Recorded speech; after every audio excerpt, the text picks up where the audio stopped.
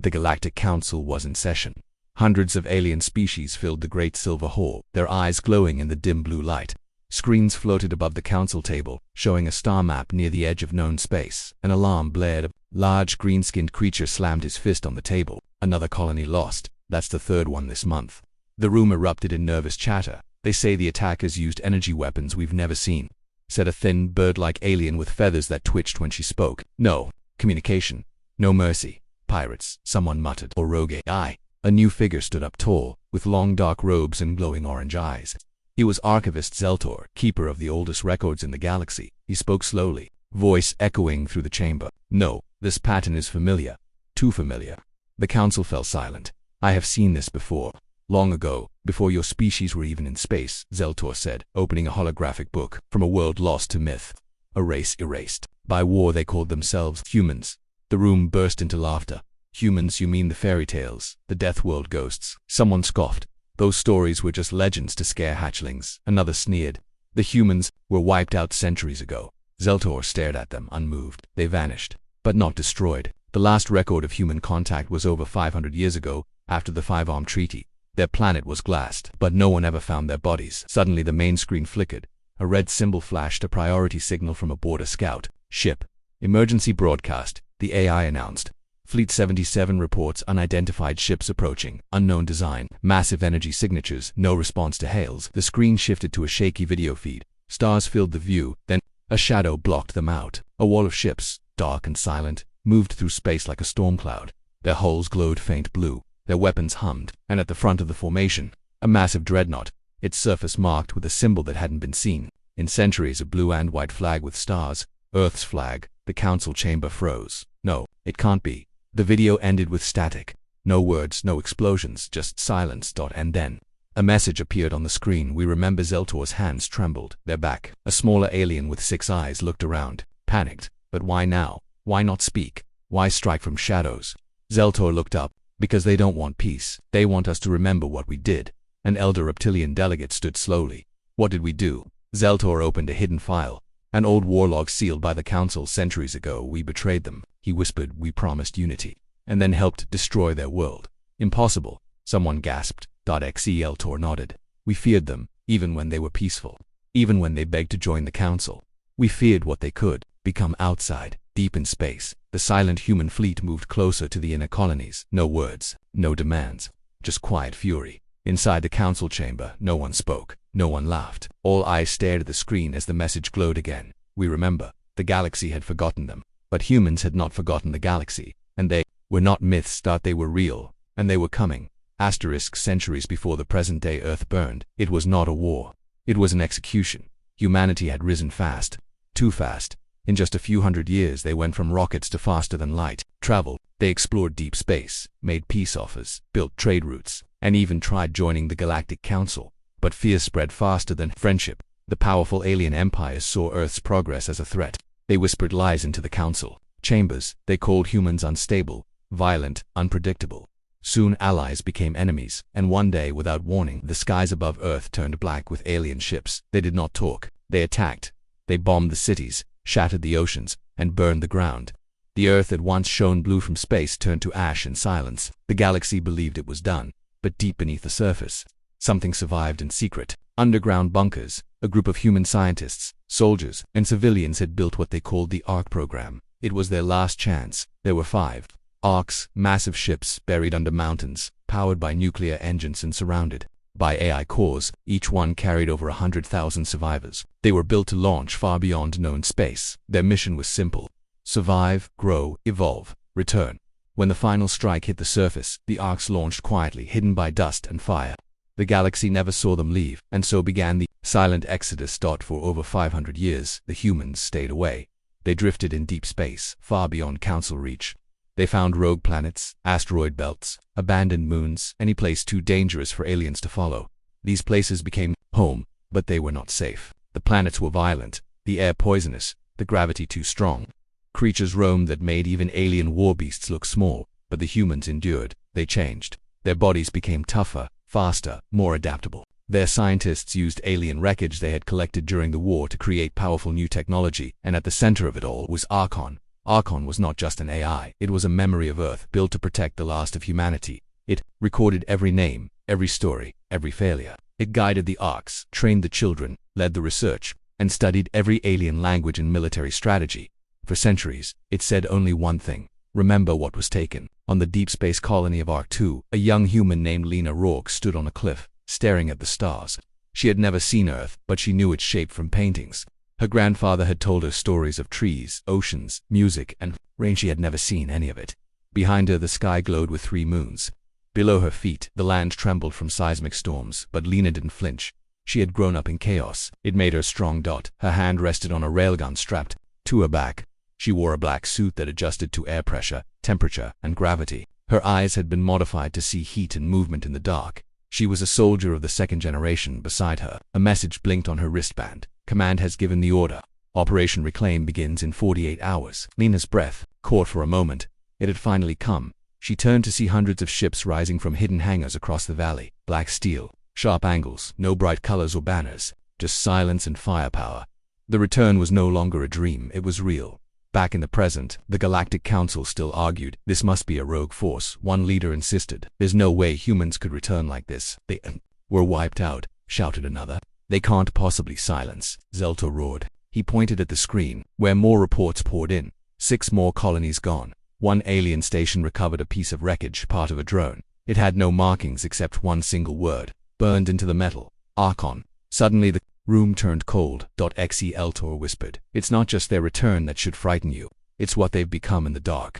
Above the stars, the human fleet formed a wall across the void. No signal, no words, only one silent message, sent across deep space. We remember Earth, and we are not here to forget. A thin fog rolled across the stars. The Vihar Dominion, a proud alien empire known for its massive warships and cruel laws, had ruled the outer sectors of the galaxy for centuries. Their fleets were unmatched, their technology feared, their leaders arrogant. Until now, on the edge of their space, a single warning beacon went dark, then a second, then a third. Commander Draskell, a red-scaled Vihar officer with golden armor, stood on the bridge of his dreadnought. His eyes narrowed at the glowing map in front of him. This can't be pirates, he growled. No one has this kind of speed. His crew worked silently. The tension in the room was thick. The stars outside looked the same, but something had changed. Suddenly, a sensor officer shouted, multiple contacts bearing 018 Mark 700s, no response to our hails. Draskell turned toward the main screen. A second later, the void lit up. Ships emerged from the shadows, huge sharp-edged vessels, darker than space itself. They moved like they had trained together for centuries. Not a single signal, not a single word. Only silence. Then one of the human ships powered up its weapons. A deep hum spread through the air. Raise shields, Draskell roared.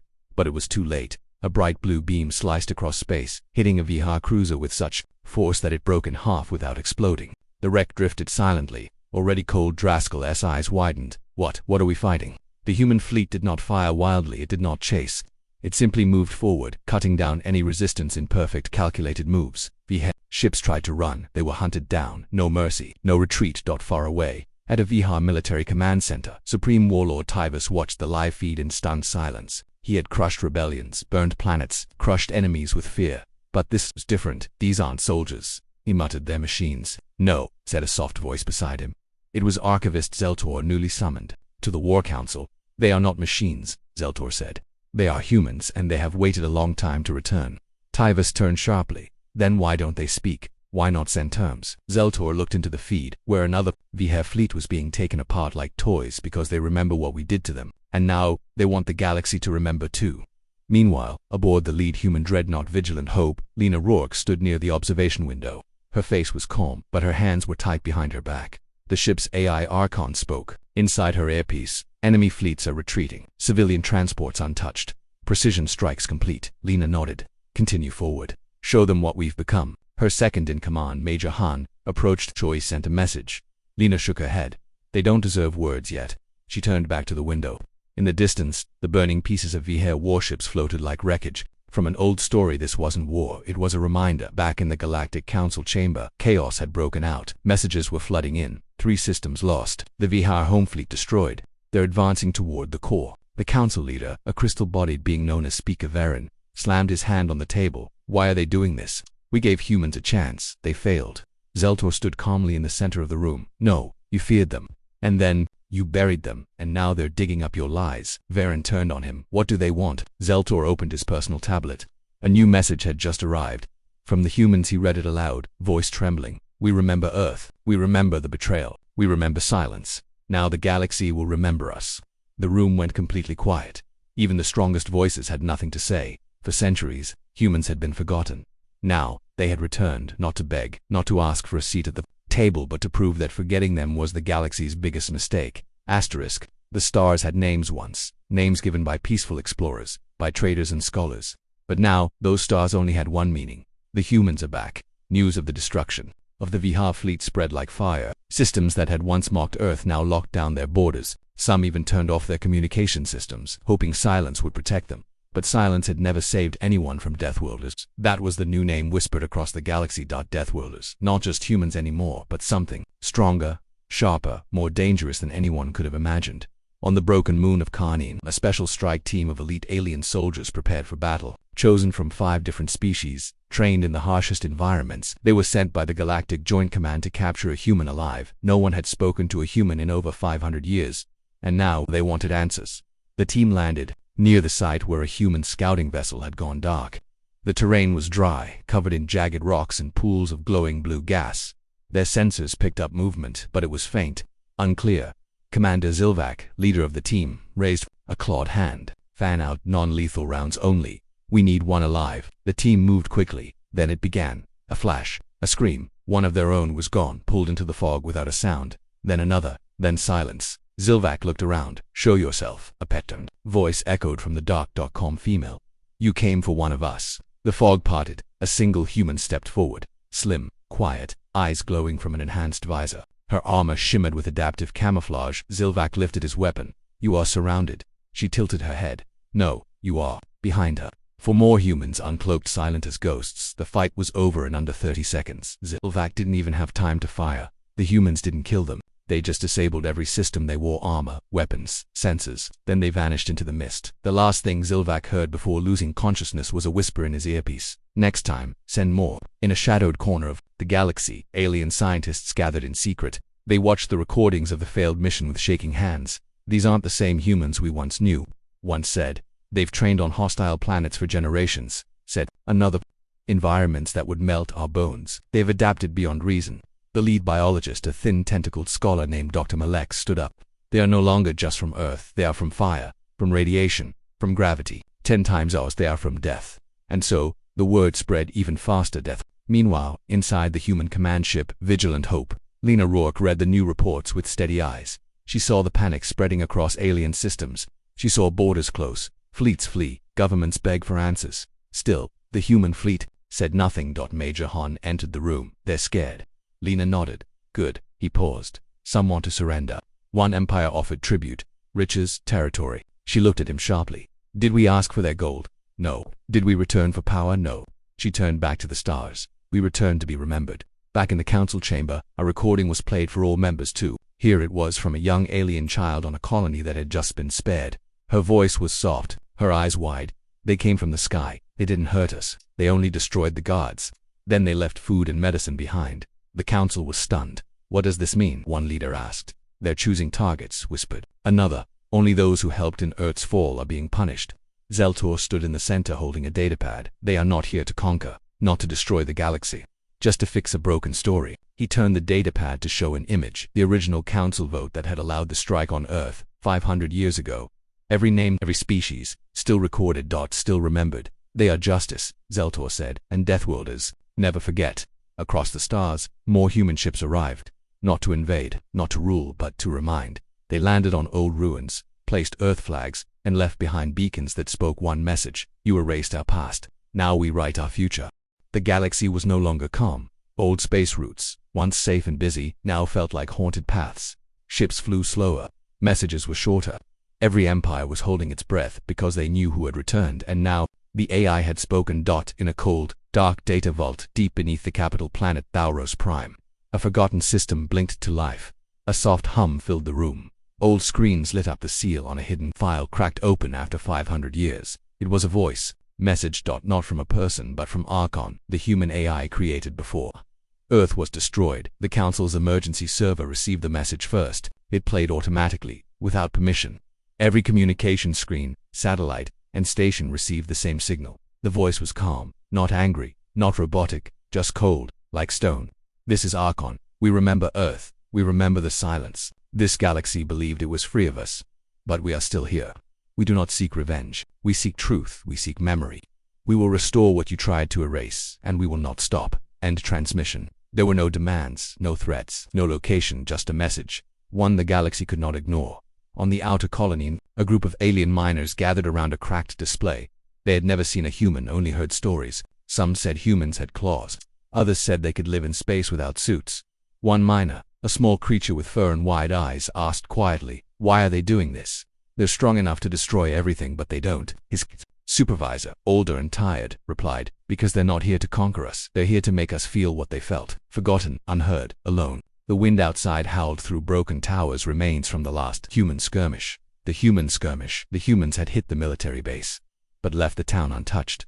Back aboard the Vigilant Hope, Lena Rourke stood in the command chamber, her gaze fixed on the rotating star map. Archon's message had done its job. Alien fleets were in disarray. Spies had turned on their governments. Civil wars had started in two old empires. Peace talks failed. No one knew where the next human fleet would strike. Major Han walked in. "They're scared of your silence." Lena didn't smile. She wasn't here for games. They should be scared of what we remember. "Orders," Han asked. "Next system, minimal fire. Only targets from the original Earth attack logs." Archon's voice spoke from the control wall. "Directive confirmed. One of the original council signatories located on Eleron Station, awaiting your signal." Lena's fist clenched. That name was on every child's lips in Arc history lessons. Eleron, the station where Earth's destruction was approved. She spoke clearly. "Send the fleet." On Eleron Station, panic had already begun. Security tried to evacuate the council officials, but the humans were faster. Their ships cut through the station's outer defenses like they were made of paper. No civilian areas were touched, no trade. Routes disturbed. Just one building, the council archive hall, was surrounded by human drop pods. The guards inside prepared for a fight, but the humans didn't enter. Instead, one of their soldiers walked alone to the main gate, helmet on, armor dark and seamless. She placed a small device at the entrance and stepped back. A hologram appeared. It was Archon's face, smooth, genderless, glowing blue. It spoke loud enough for every camera, every satellite, and every citizen across the galaxy to hear. "Your records are incomplete. We are here to fix them. Truth does not fear light, but lies always burn in it." Then, the archive hall's entire database was copied in seconds.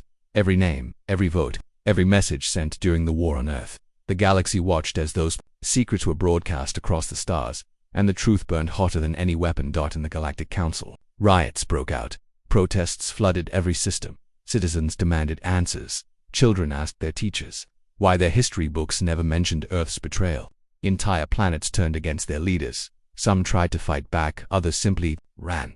But there was nowhere to hide from the humans now.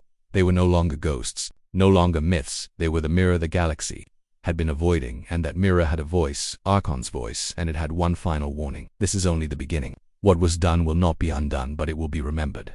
In the system, on every world, humanity is no longer lost. We are the storm you buried, and we do not fade." The stars above Eleron Station were quiet again, but the silence was different now. Not peaceful, not calm. It was the silence that came after a storm, when the air is heavy and the sky waits for something worse across the galaxy. The truth had been released. Archon's stolen records had shown it all. How the Galactic Council betrayed Earth, how they voted to destroy a rising civilization out of fear, how they erased the name human from history. The galaxy had believed Earth died in a war, but the humans had never gone to war. They had been slaughtered now. They had returned, and they weren't here to start a war. They were here to finish it. In the skies above the planet Zavix, the full human fleet gathered for the first time. Thousands of ships, black as night, glowing with blue energy, hovered in perfect formation. At the center stood the largest of them all, the Warcaller, a dreadnought-class vessel built for command, destruction, and memory. Lena Rourke stood on its bridge, silent as the stars outside. Archon's voice echoed gently beside her. "Target systems identified. All empires linked to Earth's betrayal are now vulnerable, ready for coordinated strikes." Major Han stepped forward. "The Council's trying to contact us. They want a meeting." Lena didn't blink. "We gave them 500 years of silence. That was their meeting." Han nodded. "What's the plan?" Lena's voice was firm. "Make them feel every second of what they made us forget." She pressed a command on the screen. Across the fleet, weapons powered up, shields glowed, engines roared. The storm was moving. The first target was Fader's Wall, an ancient fortress that once led the attack on Earth. built from stolen resources, guarded by elite alien warriors. It had stood untouched for centuries. Until now, human ships appeared without warning. Faders, captains activated defenses, but their systems failed before they could react. Human jammers blocked all frequencies. Drones invaded the halls. Not a single shot missed. By the time ground forces arrived, the entire base had been stripped clean of weapons and leadership. No one was killed, but every banner, every memory, every symbol of their power was erased. In its place, the humans left a single stone tablet. This is not revenge. This is what the truth feels like. At the Galactic Council, panic broke through polished walls. Leaders argued. Accusations flew. They're targeting history. They're dismantling our legacy. They'll come for us all. Zeltor, the oldest living witness of the Earth's betrayal, stood alone in the center. He raised one hand. The humans are not after land or credits. They don't want control. They want honesty. They want the galaxy to finally look at itself. Silence fell. Speaker Varen growled. And what do you suggest we do? Beg no, Zeltor said. We tell the people what really happened. Admit our sins. Ask for peace. The room shouted at him. But outside the chamber, citizens of dozens of planets were already choosing sides. Some protested for justice, others asked to speak to the humans, and a few prepared for rebellion. The galaxy had been split in two, not by weapons, but by truth. Back on the Warcaller, Lena stared at the transmission requests piling up. Archon scanned them all. 37 surrender offers, 28 peace proposals, 5 species offering assistance in exposing council lies. Lena turned to her officers. We don't accept their gifts. Why not? Han asked. Because they think peace is a shield. But peace without truth is another lie. She looked out the window at the stars. So we don't stop yet. Not until every voice that erased us hears ours. Hours later, in the remains of an old trade station, human engineers activated a massive display beacon. It sent out a signal to every corner of the galaxy. The screen lit up with an image never seen before by modern aliens. Earth. Not the burned one from war footage. The old Earth full of oceans, cities, green forests, and blue skies. The voice of Archon followed. This was our home. This was our sky. You took it from us, but we kept the memory. Now we ask the galaxy, what would you do if it was your world? The message didn't need force. It needed only one thing, a mirror. And the galaxy was finally looking at itself. But this wasn't the end. This was only the beginning of humanity's reckoning. The fleet moved again. New targets, new messages, new choices for the galaxy to make. Some would kneel, some would fight, but no one could ignore the truth anymore, because the humans were no longer chasing revenge. They were chasing justice. The stars blinked softly over a quiet world. Once Avalar Prime had been the heart of the Galactic Council, a planet of power, filled with tall towers, golden skies, and the voices of leaders who thought they ruled everything. Now, it was silent. No guards stood outside the council hall. No ships filled the skies. Only one sound remained, the slow hum of an old archive room deep below the surface. And in that room sat Archivist Zeltor, the last voice of truth. He had lived through it all. He had voted against the strike on Earth, but his voice had been ignored, drowned by fear and politics. Now that fear had returned, but not as a whisper. It had returned as a fleet. The sky above Avalar turned dark. Shadows moved across the clouds. As the Warcaller, humanity's command dreadnought, descended slowly. Behind it followed hundreds of ships, each one silent, glowing, steady. There was no attack. No fire, no weapons. Just presence. The galaxy watched the live broadcast. Billions of screens across hundreds of systems displayed the scene as human ships hovered over the council's last stronghold. Inside the hall, leaders waited. Speaker Varen stood at the front, hands clenched behind his back. His voice had once silenced rooms. Now it trembled. They've come for judgment, he whispered beside him. Zeltor walked slowly to the central terminal. I will speak, he said, but you are just one old scribe. Varen snapped. No, Zeltor replied. I am the only one who remembers both sides. That is why they sent me the request. He pressed a button. A soft chime echoed. Incoming transmission. Human Fleet Command. The screen flickered. Lena Rourke appeared. Behind her stood rows of human officers, soldiers, survivors, no armor, no weapons in hand, just faces tired, focused, proud. Lena looked into the room. I am Commander Rourke, she said. Daughter of Earth's leader of those you tried to erase. Varen stepped forward. You come now to destroy us. Lena shook her head. If we wanted to, you'd be gone already. Then why are you here? Lena leaned forward. To end the story. Properly. She raised a hand, and behind her, Archon's voice played the final record. We were marked as extinct. We were forgotten, but we survived. And survival is not enough. We return not as conquerors, but as witnesses. Let the truth be carved into history. Across the galaxy, that message echoed. Human ships landed peacefully on neutral planets. They handed out data drives, each one filled with full records of Earth's rise, betrayal, fall, and return. No edits, no propaganda, just facts. Children in alien schools watched the videos. Historians cried when they read the original Earth. poems and songs. Saved by Archon from destruction. A new name entered schoolbooks, humanity, the ones who refused to stay forgotten. On Avalar Prime, Zeltor stood before the council one last time. I will publish the truth. As it happened, with every name, every voice, every choice, Varen's face fell. You will shame us forever. No, Zeltor replied. You shamed yourselves. I am only the pen.